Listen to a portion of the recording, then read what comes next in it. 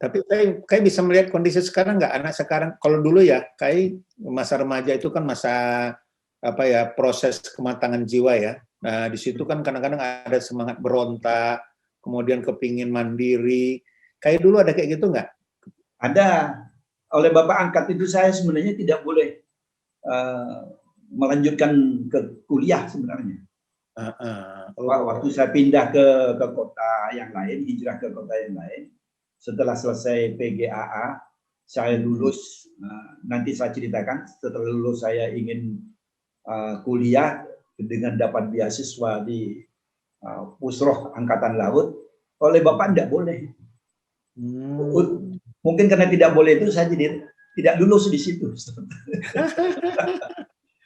Jadi karena apa? Karena keinginan orang tua itu, kamu kalau sudah PGA, kamu jadi guru di sini, di sekolah yang dirintis. Tapi kayak sekarang, tapi saya menolak. Saya ingin melanjutkan pelajaran. Sekarang katanya anak sekarang kok cenderung melawan-melawan. Kalau dikasih tauin A, B yang dikerjakan. Kadang-kadang melawan, nggak mau patuh, sehingga kadang-kadang nggak bisa terkontrol. Kalau kayak dulu termasuk orang yang patuh sama orang tua, atau termasuk yang melawan juga, tapi melawannya arahnya bagus. Iya, jadi pada dasarnya saya membantu apa yang dikatakan oleh orang tua, tetapi kalau berbeda itu tidak harus dianggap sebagai perlawanan. Kalau berbeda itu kita harus buka peluang berpikir begitu. Nah, akhirnya kan juga disetujui. Nah, karena disetujui, kemudian saya punya pengalaman di luar kota Keraksaan itu, seperti kemarin dari Zubair itu mengatakan, anak-anak muda di Keraksaan sekarang, di keluarga kita yang maju itu juga karena mencontoh apa yang pernah saya lakukan. Jadi saya mencontoh orang lain mencontoh saya, dan selanjutnya. Iya, memang begitulah. Dan suksesnya sesuatu itu bukan hanya dari omongan saja, tapi lebih banyak kadang-kadang dari contoh ya, Kak ya? Betul, betul. Jadi kadang-kadang tidak diomongin, dilihat, diperhatikan, gitu, kemudian diikuti. Gitu. Itu bahkan mungkin lebih bermanfaat ya, efeknya kepada seseorang dalam bentuk pendidikan ya, mencontoh, ya, memikirkan. Ya, nanti ada satu pengalaman di kota lain. Orang-orang yang sebenarnya bukan orang NU, bukan anak-anak orang NU, itu bisa ikut ke dalam organisasi yang saya pimpin. Karena kagumnya atau karena senangnya melihat kegiatan kayak itu ya? Awalnya begitu, tapi kemudian dia juga menjadi lebih fanatik dari saya. Jadi aktivis, jadi fanatik. Ada lagunya, mulanya biasa saja, akhirnya jatuh cinta. Ini deh kali. Dia pemain musik. Saya tanya kepada Pak Kiai, boleh nggak ini ikut? Boleh, ikut. Nah, musiknya kita kembangkan. Kan tidak ada pemimpinnya, saya yang jadi pemimpin, Ustaz. Jadi otomatis ya, terpaksa ya? Iya, terpaksa karena memberikan wadah pada mereka. Akhirnya kayak juga terbawa senang seni jadinya. Ya, mungkin memang ada darah seni barangkali ya. Oh, jadi nyambung ya. Iya. Ya. Oke, Kai. Jadi kesimpulan sementara di organisasi IPNO itu saya banyak memperoleh pendidikan kepemimpinan. Di samping melatih diri, kemudian saya melatih orang lain, lalu menjadi terinternalisasi pada diri saya. Iya. Dan jadi menyatu. Di situ banyak networking, kemudian banyak contoh-contoh. Jadi apa? Bagaimana memimpin rapat, banyak sekali ya didapat di IPNO itu. Ditambah lagi kombinasi banyak, luar biasa.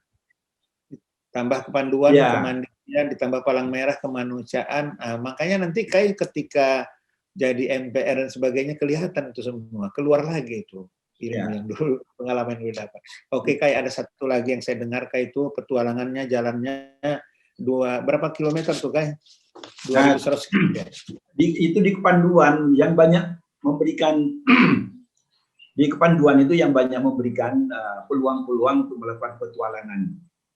Sebenarnya petualangan itu banyak orang mengartikan yang negatif, tapi bagi saya sangat positif. Kenapa negatif? Kan positif petualang. Tergantung apa yang dipetualangkan. Ya, karena mungkin dalam tujuan-tujuan yang negatif, kalau tujuannya positif kan menjadi positif. Bagus berpetualang. Pamannya di Kepanduan itu ada perkemahan siang hari, perkemahan malam hari, perkemahan 2 hari 2 malam. Itu semua banyak tantangan dalam proses remaja pada saat itu. Dan kita harus hadapi itu. Jadi tidak boleh membawa pulang.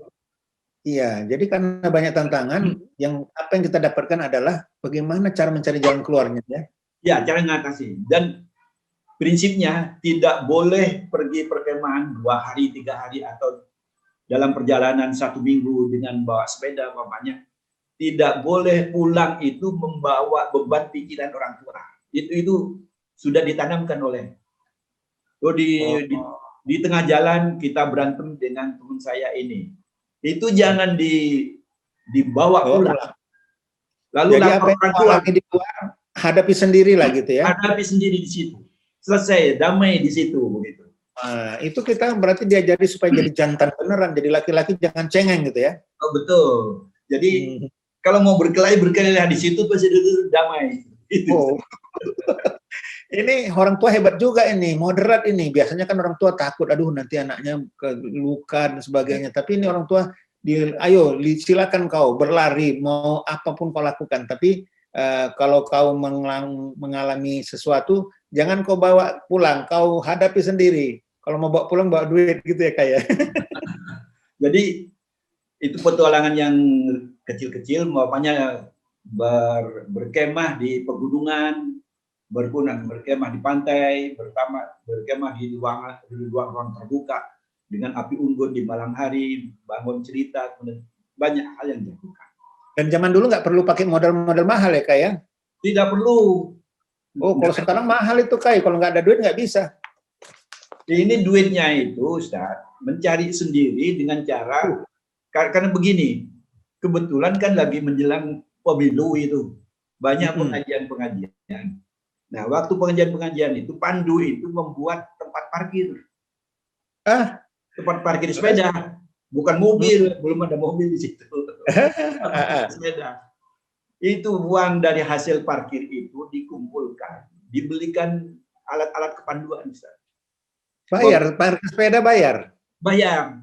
Wah, dengan bayar. Lebih keren dulu, kalau sekarang nggak bayar parkir sepeda, yang bayar pakai sepeda motor. Oh, ya dulu nggak ada sepeda motor, Ustaz. Oh, itu yang ada ya? Karena dijaga dia langsung bayar ya? Iya. Jadi dari uang hasil itu bukan dibagi-bagi antar kita, tapi itu dikumpulkan jadi kalau bahasa kita uang kas. Kalau perlu tenda, kita punya 1 tenda, kurang beli tenda dari uang itu. Jadi mencari sendiri dengan inisiatif sebuah pekerjaan yang ditawarkan kepada masyarakat. Dan masyarakat juga merasa diuntungkan karena aman sepedanya itu, kan kita beri batas. Jadi pantas kayak sekarang itu mandiri, semangat, terus berjuang karena dulu terlatih waktu remaja, nggak dimanjain sama orang tua. Nah, ada satu petualangan yang masuk sampai ke naik ke gunung sampai berhari-hari. Tapi ada satu lagi, saya pernah berlayar sendiri, tidak tanpa teman, tapi menumpang kepada perahu bugis yang pinisi itu, Ustaz. Dari Surabaya sampai ke Banjarmasin. Wah, umur berapa itu? Umur 14. Wih, masih muda. Ya, masih muda, masih pandu. Ya, sampai saya pernah ditanya oleh yang saya ingin ikut dan saya suruh bayar dan saya bayar. Bayarnya itu selama 4 hari 4 malam itu Rp50. Tapi Rp50 itu saya hasil menabung karena saya bekerja waktu di kota itu. Tapi zaman itu udah besar itu Rp50. Oh, besar. Tabungan saya itu ada 150, Ustaz. Masih ada 100 lagi. Masih ada 100. Nah, saya berpikir pulangnya juga 50 lagi gitu kira-kira. 50 bisa untuk keperluan macam-macam ya. Ya, jadi yang 50 itu hanya untuk perjalanan saya di darat, tidak di laut, tapi untuk makan juga gitu. Jadi cukuplah itu. Jadi perjalanan saya itu naik perahu pinisi itu dan ternyata disayang oleh nelayan-nelayan itu yang punya kapal. Mengapa saya katakan disayang? Makanan saya itu sangat mewah, Ustaz. Hasil mancing ikan-ikan besar itu, telurnya yang begitu besar, begitu banyak, itu dihidangkan, diberikan kepada saya. Aduh, jadi ngiler nih. Dan ini kebetulan orang-orang Bugis itu. Wah, sekarang dulu kita kalau telur ikan gratis kan, orang banyak nggak tahu. Sekarang mahal Kai, walaupun di Arab, walaupun di Eropa udah tahu orang makan telur ikan mahal sekarang. Jadi kayak cerita telur ikan kita teringat jadinya ya. Ya, jadi terasa ya. Terasa. Itu dimasak sayur asemnya itu, wah. Udah terbayang itu gimana enaknya. Nah, yang saya merasa dahsyat di tengah laut itu, Ustaz, ketika naik perahu sudah di tengah laut Jawa itu. Samudra ya? Ya, di samudra. Kalau ada ombak itu, perahu itu sudah ngangkat ke atas. Berdiri, perahu itu berdiri. Wah. Ketika mulai turun itu terbanting. Begini nyungsep Ustaz. Itu perut nggak keluar isinya? Saya kebetulan anti mabok Ustaz. Oh, kuat. Iya. Oh, kalau saya nggak kuat. Ya. Tapi kalau saya sudah merasa mau muntah begitu, saya harus tiduran. Diberitahu oleh kamu tidur. Oh iya, iya. Gitu. Diajarin saya. Wah, saya pernah kayak dari Medan ke Jakarta naik kapal pisang. Kapalnya kecil. Wah, itu habis keluar isi perut tuh. Ya, jadi dalam masa itu tahun 1954 kalau tidak salah ya 54, umur 14 tahun saya sudah melakukan mengarungi laut Pulau Jawa, ikut dengan sendirian, ikut dengan para nelayan, bukan nelayan sebenarnya. Dia perahu mengangkut barang-barang dari Surabaya ke Banjarmasin. Cuma dia memancing. Tapi dalam perjalanan itu mancing Ustaz untuk dimakan. Dan saya menonton itu bagaimana caranya. Saya ikut mancing juga. Saya ikut karena umpannya itu cuma kain putih yang dipotong-potong itu diikat saja di pancingnya. Oh, dan satu benang yang panjang itu ada beberapa pancing, Ustaz. Itu ditarik aja. Jadi gitu jalan sambil perahunya jalan, tahu-tahu setelah ditarik itu udah 4-5 ikan itu nyangkut. Kalau dulu kan belum banyak orang pukat harimau, jadi ikannya masih banyak. Manusia pun sedikit. Kalau sekarang nggak dapat Kai. Saya tidak tahu yang sekarang. Jadi perjalanan yang sangat dahsyat, sangat nikmat, dan itu satu pengalaman saya pertama keluar dari Pulau Jawa. Dan itu termasuk pengalaman yang tak terlupakan ya? Tidak terlupakan. Karena saya tidak pernah mengalami lagi hal seperti itu. Bagaimana ketika menghadapi ombak di atas di perahu pinisi itu sampai berdiri. Dan itu pun inisiatif sendiri kan, nggak ada dari orang tua, nggak dari siapa-siapa. Tidak ada. Jadi tidak ada dan tidak ada teman. Iya. Dan naik kapal pinisi itu kan nggak sembarangan juga. Dulu itu kapal sewa atau gimana tuh? Tidak. Jadi ada kapal yang memang mengangkut barang dari Surabaya sampai ke Banjarmasin. Dari Banjarmasin biasanya di sana itu kalau tidak salah yang seingat saya itu membawa kayu dari Banjarmasin dibawa. Jadi bukan kapal penumpang ya? Kayak cuma nekat aja minta ikut. Cuma nekat saja dan tidak ada penumpang yang lain selain saya. Waduh, yang lainnya di dalam itu cuma pekerja-pekerja lah, kayak aja sendiri minta ya, ikut. Mungkin antara 6 sampai 10 orang gitu. Ada juga yang ada. Ikut. Bukan penumpang tapi yang umum ya. Nah, ada juga yang mencoba mengancam pada saya. Jadi mungkin menguji. Ini di sini kamu sendirian, bagaimana kamu usah buang ke laut? Wih. Ya, jadi mungkin menguji barangkali kapal saya. Saya bilang saya punya Tuhan, itu jawaban saya. Ya, kau yang mati atau saya yang mati? Nekat gitu ya, pertaruhan. Jadi saya lakukan begitu. Saya tunjukkan, saya bawa itu pisau pandu itu yang agak bagus gitu. Dulu nggak apa-apa ya, setiap orang bawa pisau biasanya ya. Bawa pisau. Kalau pandu kan mesti bawa pisau itu, Ustaz. Pisau sama tali. Iya, kayak polisi ya, tentara ya. Ya, gitu. Ya, jadi saya tunjukkan, saya bawa ini. Tetapi walaupun saya punya ini, saya masih ada Tuhan. Nah, akhirnya dia ngerangkul saya, oh kamu pemberani gitu. Saya cuma nyoba-nyoba aja, kamu takut apa enggak? Gitu. Tapi sudah itu disodorin itu ikan besar, sudah dimasak. Ternyata cuma menguji gitu. Jadi perjalanan itu menurut saya perjalanan yang mungkin dan memang tidak pernah terulang lagi bagi saya. Kecuali pulangnya pelajaran yang banyak sekali ya dalam kehidupan ya Pak ya. Sangat luar biasa. Jadi nilai-nilai apa yang didapat dari situ ya? Nilai semangat ke apa ya, berpetualangan, berani, kemudian dan mandiri itu. Jadi saya tidak merasa tergantung kepada orang itu, tetapi saya bekerja sama dengan orang itu. Dan Kai bayar kan ongkosnya kan? Dan saya bayar. Penumpang kan? Iya, kayaknya saya bayar dan pulangnya begitu dari Banjarmasin juga saya bayar. Bayar lagi. Bayar lagi. Jadi uang yang 50 habis juga dipakai. Habis buat makan, Ustaz. Kalau pakaian gimana? Kan orang biasanya kok jalan siapkan pakaian, siapkan macam-macam. Kai nggak nyiapkan pakaian. Saya kan punya pakaian pandu itu, Ustaz. Cuci kering. Oh iya, dicuci, dijemur di kapal itu, di laut kering gitu. Itu kalau sepatu dulu biasanya anak-anak sepatunya koyak-koyak terus ya.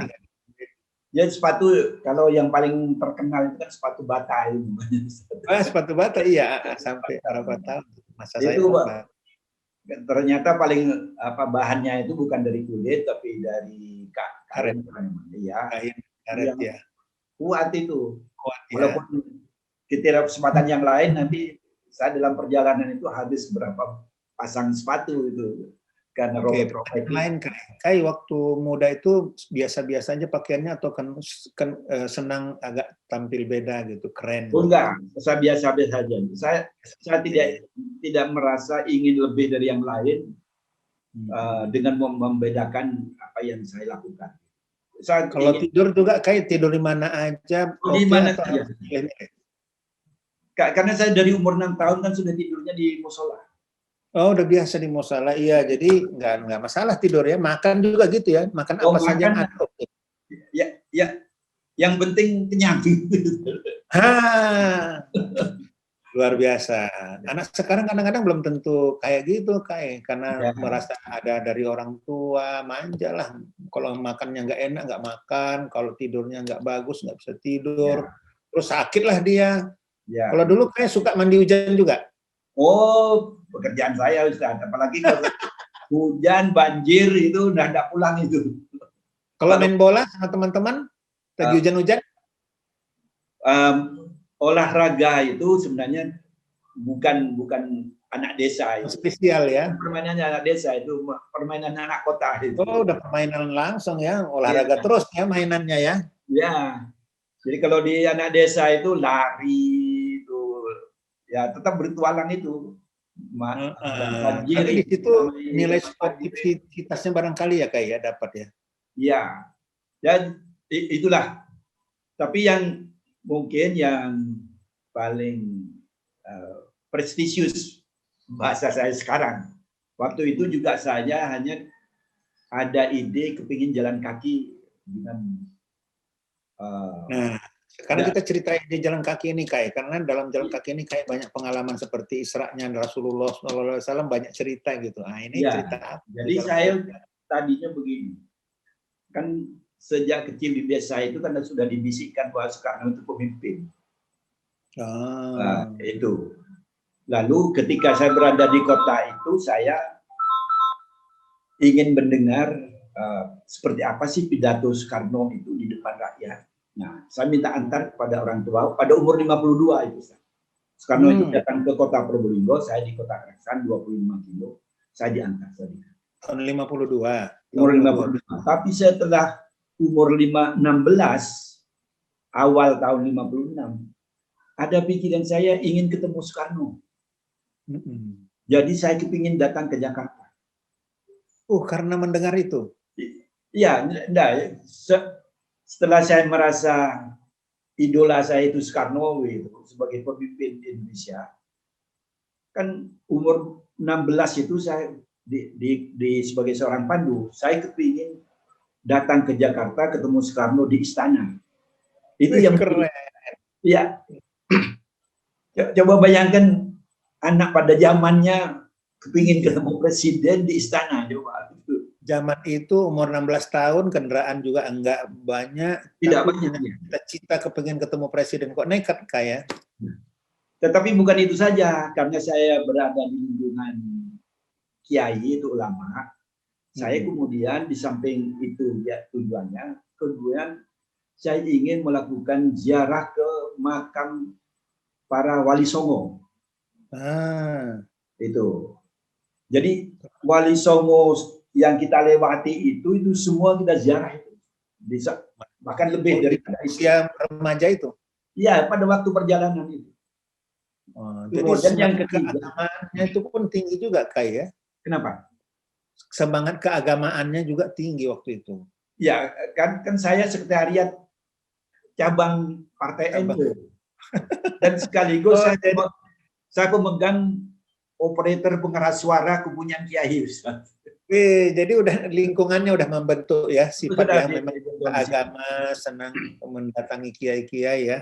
NU itu kan tradisinya memang dekat ke kiai, hormat dan rajin bersilaturahim ya. Ya, kalau kiai itu mau pergi pengajian katakan 10 kilo itu biasanya naik dokar. Dokar itu kuda itu. Oh ya, 10 kilo naik kuda. 10 kilo, 20 kilo gitu kan. Kalau lebih jauh agak siang berangkat, kalau agak dekat lebih sore. Yang bawa pengeras suaranya itu, pengeras suara itu pada saat itu kan tidak semua tempat ada, Ustaz. Iya, jadi bawa sendiri. Sehingga Partai NU itu punya pengeras suara sendiri, saya yang jadi operatornya. Gitu. Kalau sekarang kan operator apa ya, virtual, dulu operator mic ya. Oh, iya. Saya bawa pengeras suara yang kalau sekarang ya bahasanya sekarang toa itu yang besar, mic sama ya, speaker toa dulu yang besar. Jadi saya harus membawa itu bersama Pak Kiai pulang pergi gitu. Kiai yang ini selesai malam ini, besok kiai yang lain saya ngantar lagi. Oh, jadi banyak kesempatan ya untuk tukar-tukar kiai. Disitulah saya belajar mengaji, belajar tentang retorika, belajar tentang panjang perjalanan. Dalam perjalanan pulang pergi itu. Oh, berarti dapat apalah ya, pelajaran khusus ya, spesial private jadinya ya. Oh ya, private itu. Tanpa bayar karena hanya membawakan mic-nya aja jadi asisten, tapi kayak mendapatkan kesempatan ya. Ya. Nah, akhirnya hampir semua kiai di Kabupaten Probolinggo mesti kenal saya, Ustaz. Kenal. Oh. Karena tukang bawa pengeras suaranya itu. Tapi itulah ya, karena saya bangga itu gitu. Orang menganggap remeh satu pekerjaan yang ringan gitu ya, tapi sesungguhnya manfaatnya besar. Ya, jadi akhirnya saya memutuskan untuk melakukan perjalanan keliling Pulau Jawa dengan berjalan kaki. Tujuan pertama ingin ke istana ketemu Soekarno. Tujuan kedua ingin ziarah ke makam-makam para wali songo dan makam para ulama besar.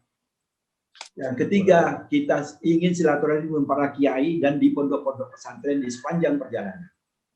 Itu menjadi tujuan kita, Ustaz. Ya. Terus sama kuburan Wali Songo juga?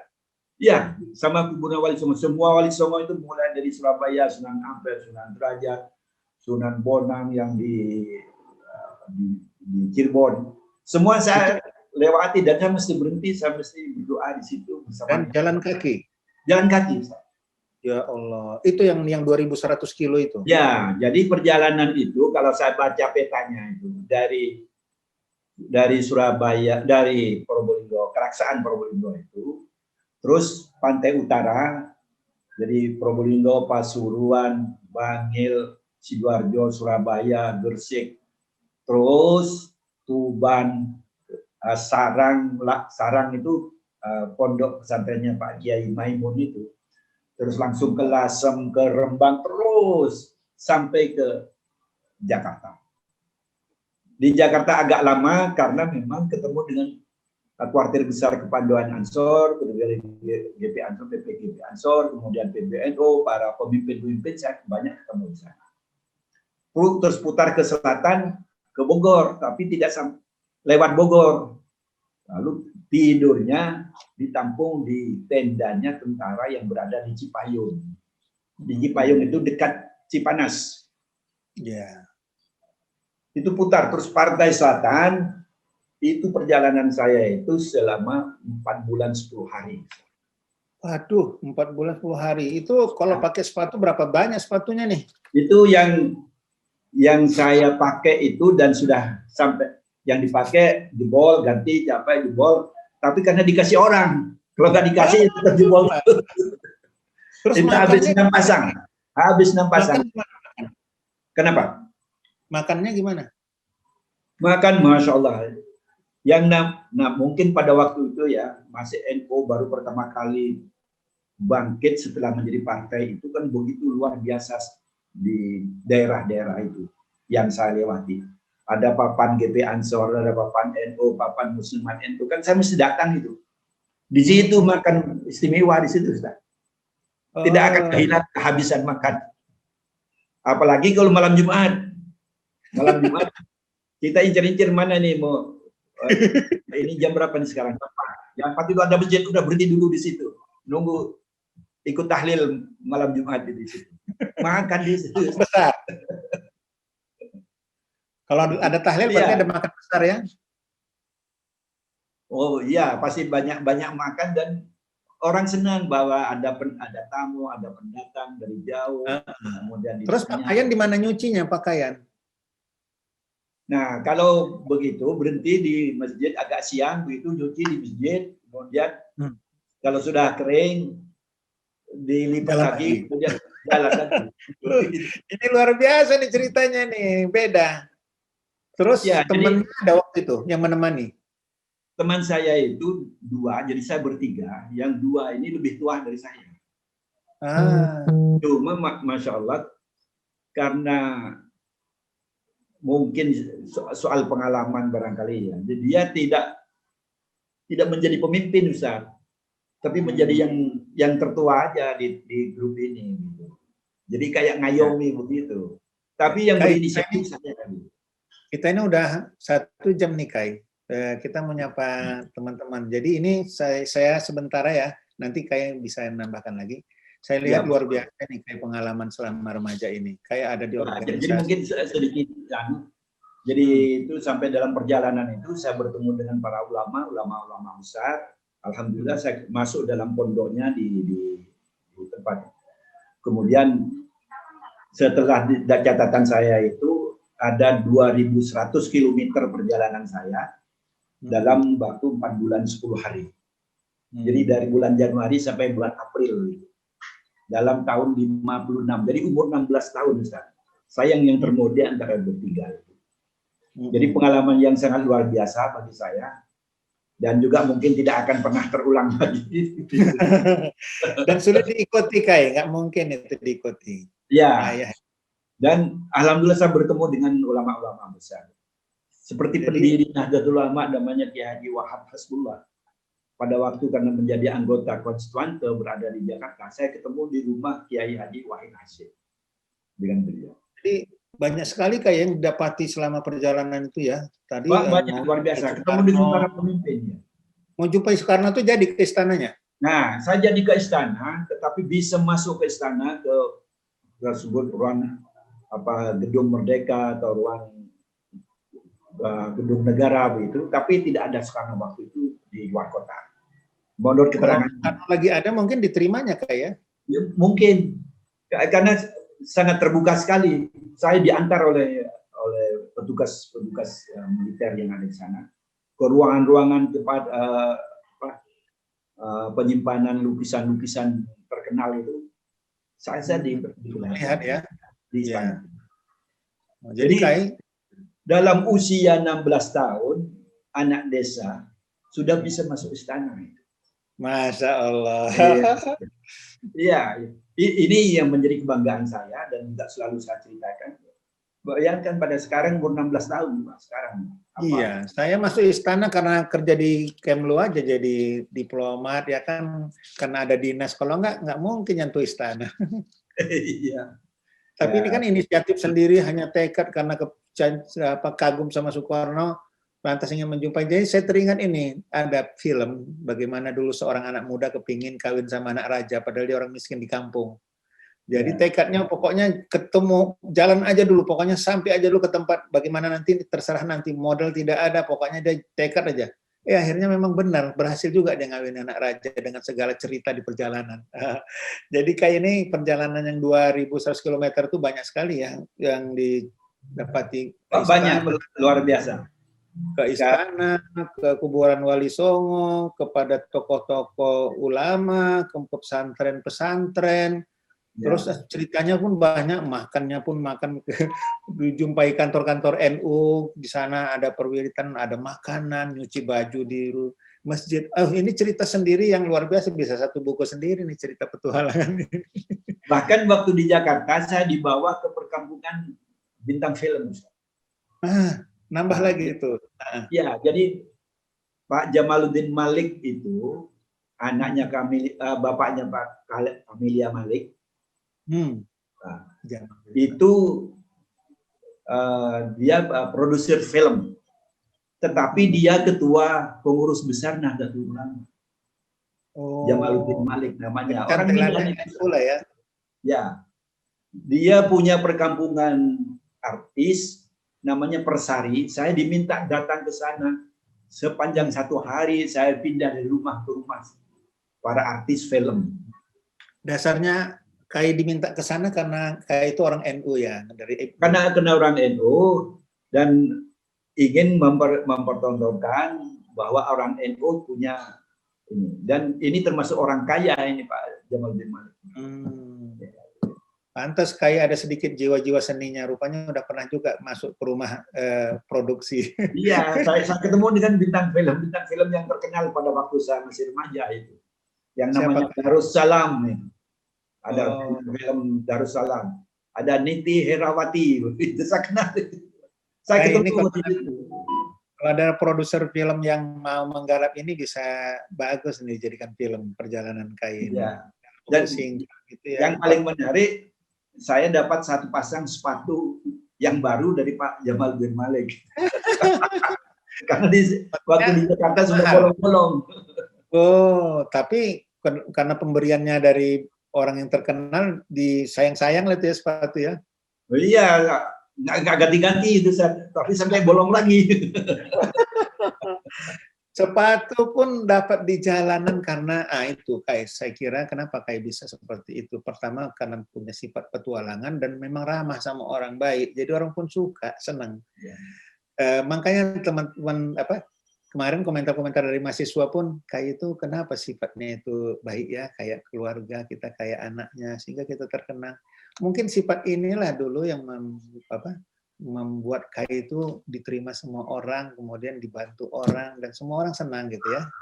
Tapi ini barangkali jadi pelajaran lah buat kita. Alhamdulillah kita sudah dapat penjelasan Kai, karena waktu kita sudah mau menyapa tamu. Masih ada lagi yang mau ceritakan Kai sebelum kita menyapa tamu? Ya, nanti barangkali kalau dalam sambil jalan ya. Baiklah hadirin sekalian, pemirsa, kita sudah 1 jam lebih mendengarkan perjalanan petualangan Kai di organisasi maupun di outbound di luar. Kemudian dalam perjalanan itu banyak sekali yang didapati. Dan memang benarlah, itulah yang membangun karakter Kai Dubes Tosari ini, sehingga wajarlah kalau nanti dalam perjalanan berikutnya yang akan kita bahas berikutnya, beliau itu luar biasa. Bisa di parlemen aja 25 tahun, dan bahkan nanti dan sebagainya, terakhir beliau ada jadi duta besar di Maroko. Hadirin sekalian, nah inilah tiba saatnya kita berkomentar. Mungkin mau memberikan testimoni bagaimana kesannya terhadap Kai Dubes, atau mau mengaitkan cerita perjalanan tadi dengan apa yang dirasakan setelah Kai Dubes itu kita kenal, silakan. Kita ada beberapa tamu, kabar-kabarnya ini ada Pak Mas Kemal Fasas ya, mahasiswa dari Universitas Kadi Ayat di Maroko, kota Marrakesh ya. Ada Mas Kemal? Ada Mas Kemal? Ada. Halo, Assalamualaikum. Mas Kemal ini kan sekarang masih kuliah S1, apa udah S2? Ya, S1 masih. Masih S1 ya. Jurusan apa? Jurusan di Rosat Islamiyah. Di Rosat Islamiyah. Udah selesai? Insya Allah sekarang udah masuk tahun terakhir. Oh, mudah-mudahan cepat selesai dan nyambung S2, mau lanjut S2? Ya, insya Allah rencananya lanjut S2 juga. Nah, berarti sempat jumpa sama Kai Dubes Tosari masa kuliah dulu ya? Belum sempat. Oh, belum. Cuma dengar-dengar aja bagaimana Kai Tosari itu berinteraksi dengan mahasiswa waktu itu ya? Iya, dari senior-senior gitu dapat cerita. Coba cerita dikit dulu. Apa cerita orang tentang Kai Tosari ini? Kenapa ceritanya itu beda dari yang lain? Bukan terasa duta besar beneran, kayaknya duta besar kayak ayah gitu. Ya, benar nggak? Betul sekali. Itu sering sekali dari senior-senior yang udah biasanya tuh yang ketemu Kai itu mahasiswa-mahasiswa sekarang udah menginjak ke S2, S3 gitu. Yang udah atas. Nah, itu sering banget tuh cerita gitu ke saya juga kalau misalkan memang dulu Kai ketika masih menjadi dubes itu sangat terbuka gitu dengan mahasiswa-mahasiswa di Maroko. Jadi terasa KBRI itu kantornya itu seperti rumah. Jadi orang main juga sering numpang makan juga kalau misalkan habis Jumatan itu sering sekali. Dan jadi akhirnya menjadi budaya di kalangan mahasiswa itu untuk sering mengunjungi KBRI, saling sapa dan mengabari satu sama lain gitu.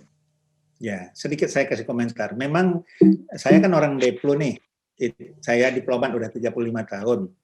Ada memang sebenarnya kita itu ajaran di Deplu, KBRI itu adalah rumah rakyat. Tempat orang makan di kala lapar, tempat minum di kala haus, tempat bertanya di kala sesat, tempat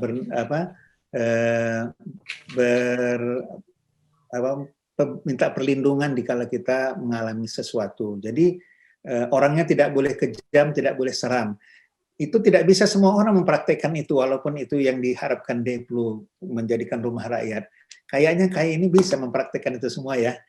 Jadi walaupun Kai ini dubes, dia kayak ayah sendiri gitu katanya. Saya dengar gitu. Coba apa yang didengar dari orang lain? Paling mungkin dari cerita-cerita senior itu ya seperti kalau misalkan melihat dari posisi sebagai duta besar gitu, tapi kok malah terasa seperti ayah sendiri gitu, sering kali juga pendekatannya juga lebih kekeluargaan begitu ketimbang mahasiswa dengan duta gitu. Lebih mengayomi dan terbuka atas segala diskusi dan pembahasan. Ya mungkin ada terkait dengan bagaimana dulu terbina karakternya Komite Remaja tadi. Ada nggak kira-kira terasa gitu? Memang kenapa Kai itu jadi duta besar seperti itu? Mungkin waktu remajanya itu dulu sering berinteraksi sama kiai-kiai, sama orang. Mungkin ya?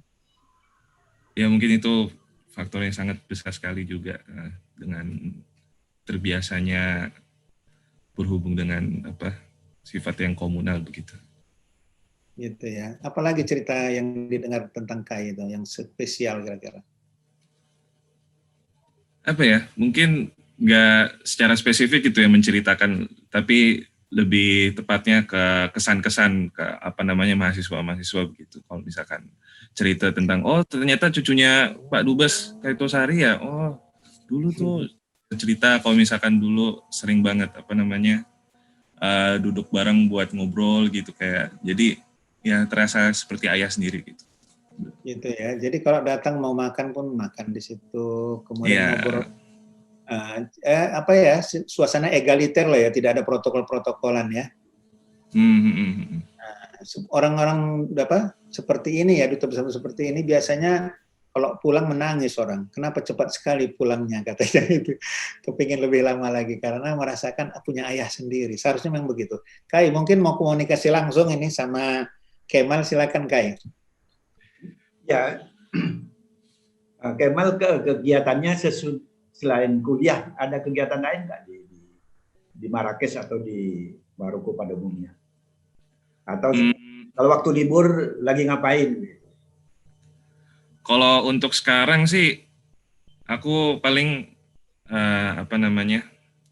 gabung ke beberapa organisasi begitu, seperti ada Radio PPI Dunia, aku untuk bagian bantu-bantu di divisi audio, atau ada lagi seperti HMI cabang Maroko sebenarnya, tapi sebenarnya itu cuman untuk ruang diskusi aja sih, ruang diskusi mahasiswa. Jadi kita sering berdiskusi, membahas suatu hal, topik spesifik yang berhubungan dengan kemahasiswaan dan segala hal yang berhubungan dengan masyarakat gitu.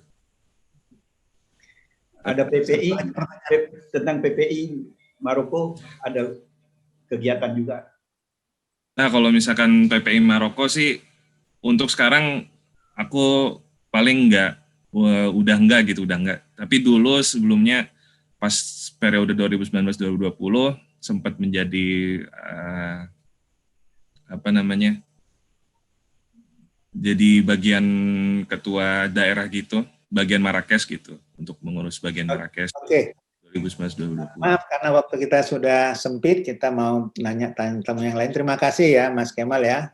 Sukses selalu, mudah-mudahan cepat selesai belajarnya dan nyambung terus S2, kalau bisa S3 nanti bisa menggantikan posisi Kai Dubes sebagai duta besar ya. Sangat dekat kepada masyarakat. Iya, udah ada contoh kan, udah ada guru kita, guru bangsa sebagai. Jadi mudah-mudahan yang baik-baik itu bisa ditularkan ke diri kita dan bisa juga kita tularkan ke orang lain. Baiklah, kemudian ada tamu lagi namanya Hibatullah. Nah, ini ketua PCI NU di Sudan ini. Saya dulu pernah di Sudan ini. Tahun 96-98 pernah dengar? Belum pernah dengar, Pak. Belum ya. Saya dulu perwakilan Sudan itu saya termasuk ikut, dan rumah saya dijadikan di bawahnya tuh jadi asrama mahasiswa. Saya dekat sekali tuh dengan orang-orang yang masa itu kuliah, yang udah jadi macam-macam sekarang, udah jadi rektor, ada yang jadi dekan, ada macam-macam lah. Nah, sekarang nggak tahu suasananya, nanti bisa cerita lah bagaimana suasana mahasiswa itu. Tapi sekarang cerita dulu, kenal kan sama Kai Duta Besar Tosari Wijaya? Iya, kenal. Jadi sebelumnya saya pengen sapa dulu, ada Mas Kemal di situ. Saya tahu cucunya Pak Dubes, cucunya Pak Tosari. Ya. Ketika itu saya lihat postingannya Pak Tosari mengantarkan Mas Kemal pergi ke Maroko ketika itu. Oh, begitu. Jadi saya ngikuti terus media sosialnya Pak Detosari. Jadi saya kenal itu, teringat sekali, yang terngiang-ngiang sampai sekarang itu beliau kan termasuk kerabat juga, saudara dari kakek ya. Ingat sekali waktu itu, waktu masih kecil ketika ada reuni Bani keluarga besar, saya kagum karena dengar beliau punya jabatan di DPR, kemudian menyempatkan datangnya berbis-bis, jadi nggak cuma sendirian ketika itu. Itu pertama kali kesan saya waktu kecil, ternyata saya punya kerabat yang orang besar gitu, orang hebat yang sudah ada di parlemen ketika itu. Ya mungkin itu pertama kali saya kenal sama Pak Yai Dubes Pak Tosari. Nah, jadi dari kecil sudah ada kesan ya, sehingga selama perjalanan mengikuti terus bagaimana Kai Tosari itu. Ternyata ada hubungan famili dan memang orang besar yang ikut di dalam proses perjalanan politik bangsa ya. Sebelum itu mau tanya dulu nih tentang mahasiswa Sudan, ada berapa di sana sekarang? Mahasiswa Indonesia di Sudan? Iya, mahasiswa Indonesia di Sudan sekarang kurang lebih ada 1.200 mahasiswa-mahasiswi. 1.200 ya, masa saya 200-an, sekarang 1.200, luar biasa. Oh iya. Oke, terasa nggak beda Kai Dubes ini? Pernah nggak dengar bagaimana Kai Dubes itu jadi duta besar di Maroko? Iya, jadi saya kebetulan punya teman, yang teman saya itu dulu sempat kuliah bahasa Arab, kalau bilangnya Mahat Lughoh ya, atau kuliah Lughoh. Itu Mas Eri ketika itu, juga ketua Tanfidiyah yang sebelum saya, itu ketika belajar di Maroko, dubesnya Pak Tosari seperti itu. Yaitu ceritanya ya seperti Bapak sendiri apa yang seperti diceritakan oleh senior-senior kepada cucunya Pak Dubes, Mas Kemal. Jadi saya teringat memang begitulah Dubes yang baik, selalu menyapa masyarakat, selalu menyapa dengan warga negara Indonesia. Saya jadi teringat Dubes kemarin, periode kemarin, karena saya merasakan 2 periode duta besar di Sudan. Itu memang welcome dengan masyarakat. Ketika itu Dubesnya, kalau boleh saya sebut, itu Pak Burhanuddin di Khartoum. Ya, itu saking berkesannya, saking merasa seperti ayah sendiri, karena Dubesnya welcome dengan masyarakat. Kita sampai-sampai PCI-NU sebagai wadah yang selalu dinaungi, setiap ada acara selalu datang, dan selalu tepat waktu, bahkan acara yang sifatnya tidak formal, sifatnya yang santai, itu beliau sempatkan datang. Sampai-sampai kita saking berkesannya kita buatkan film. Itu salah satu salah satu pengalaman saya merasakan ternyata kalau punya Dubes yang seperti itu kita merasa bapak sendiri seperti itu. Merasa terayomi, tidak kita memandangnya wah ini pemerintah ini takut diktator, tidak, ternyata Dubes banyak yang seperti itu. Nah, salah satu contohnya dan diceritakan oleh Mas Eri itu salah satunya tercemin di Pak Dito Sari Wijaya. Gitu. Baik, terima kasih. Wah, ini bagus sekali ceritanya. Memang saya juga mendengar seperti itu. Sekiranya duta besar itu benar-benar bisa dijadikan ayah, istrinya bisa dijadikan ibu, sebagai perwakilan di luar negeri, bahagialah masyarakat yang ada di situ. Tapi memang tugas duta besar ini bukan hanya mengurusi rakyat Indonesia, tapi bagaimana meningkatkan hubungan bilateral. Memang ada yang sibuk juga, kadang-kadang beda-beda konsentrasinya ya. Nah, kebetulan Kai Dubes ini satu tipe yang sangat dekat sama masyarakat. Baiklah, terima kasih Mas Kemal karena waktu kita sudah lewat sekali nih. Kita masih belum, maaf Kai Dubes nggak sempat komunikasi langsung ya karena waktunya nggak cukup. Ini ada lagi satu tamu kita itu, Dr. Muhammad Toha dari Kemenak Jatim. Ada ya? Ya. Udah bisa lagi nih, udah. Siapa? Ya. Ada Dr. Muhammad Toha dari Surabaya. Kalau nggak ada, mungkin Pak Kai Dubes ada satu lagi tamu yang lain mau diundang.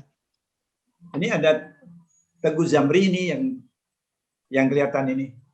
Nah, Tengku Zamri, silakan. Ya, dari Aceh. 2 menit. Waktu kita sudah lewat juga. Silakan, Tengku Zamri.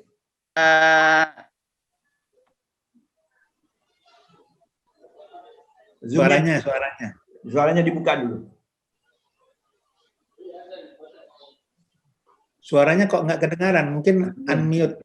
Ya, udah. Oh, udah. Belum kedengaran suaranya.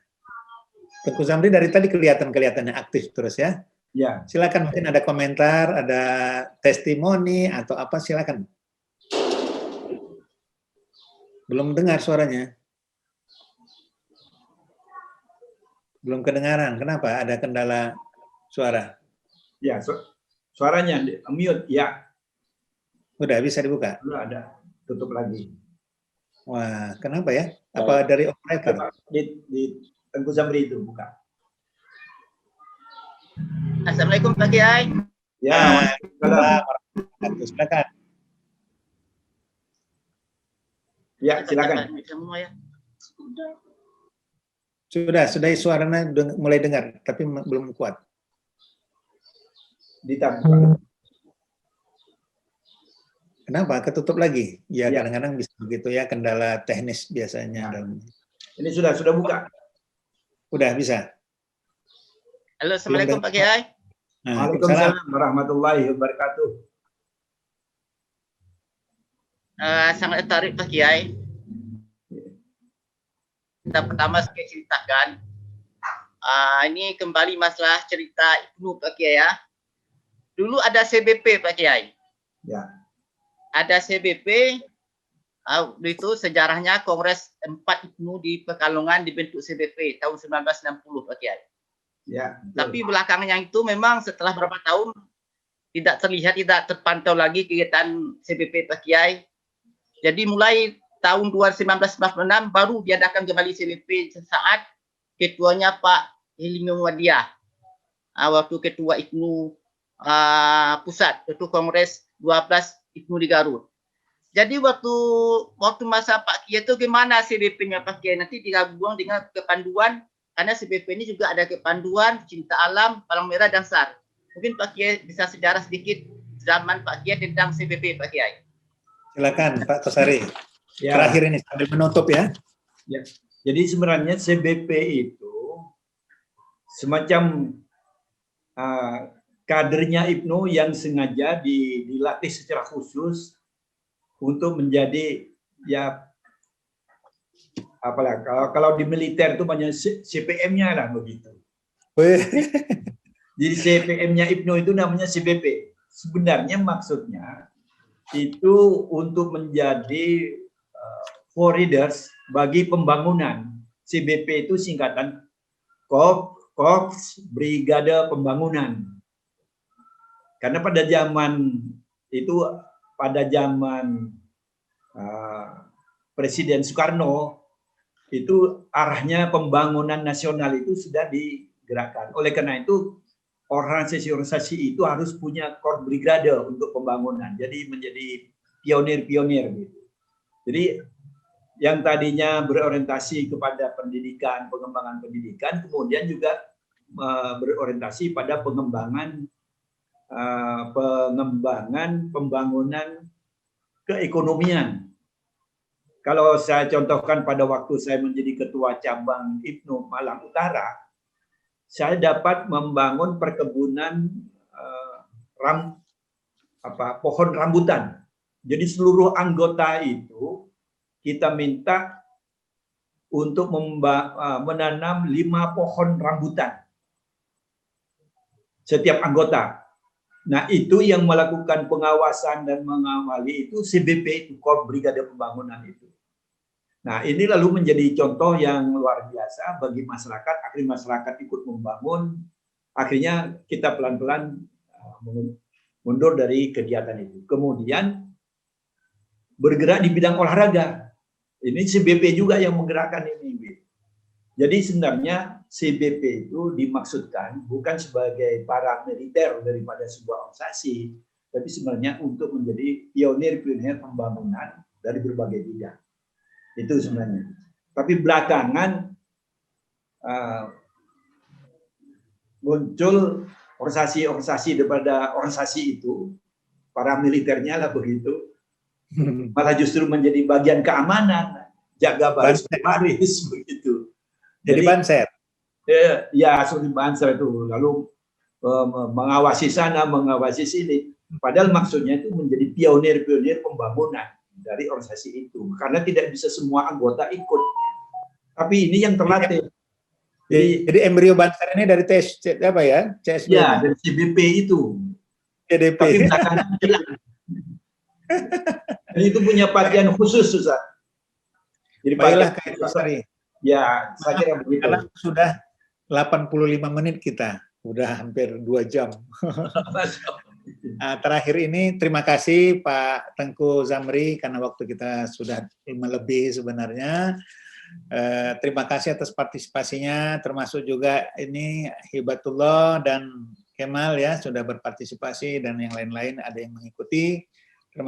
Terima kasih juga kepada kru dari channel TSW namanya ya, yang tidak lain putra-putranya Pak Tosari Wijaya sendiri yang telah aktif rajin untuk terus mengikuti acara ini dengan baik dan mengelolanya dengan baik. Dan kepada semua pihak kami ucapkan terima kasih. Terakhir sebelum kita tutup kita minta closing statement dari Pak Tosari. Silakan Pak. Ya, terima kasih Ustadz. Saya menyampaikan terima kasih kepada yang hadir maupun yang tidak nampak, karena ternyata dalam laporannya ternyata banyak yang mengikuti dalam perjalanan, mengikuti lewat YouTube maupun lewat Facebook. Jadi kita ada 3 jalur ini. Jadi kepada semua yang hadir, saya juga menyampaikan terima kasih khusus kepada Kemal sama Mas Iba. Saya terima kasih. Mudah-mudahan pengalaman-pengalaman KAI ini bisa juga dikembangkan yang sesuai dengan kebutuhannya tentu. Umpamanya tetap aktif di PPI, aktif di PJNO, aktif di berbagai aktivitas yang lain. Saya kira itu akan memberikan kemudahan-kemudahan bagi kita.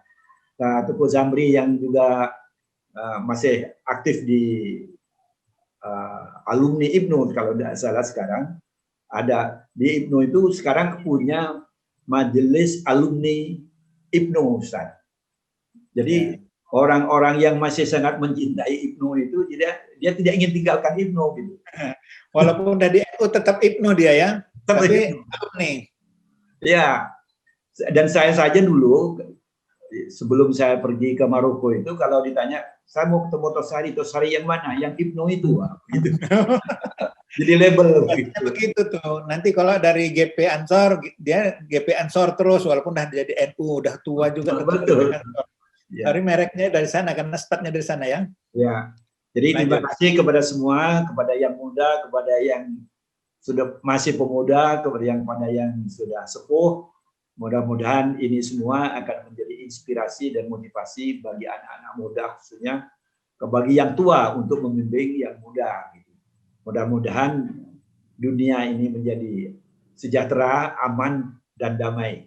Itu sekarang tujuannya. Terima kasih. Wassalamualaikum warahmatullahi wabarakatuh. Waalaikumsalam. Hadirin pemirsa semua, terima kasih. Mohon maaf kalau ada kekurangan. Mudah-mudahan Allah meridhoi apa yang kita kerjakan.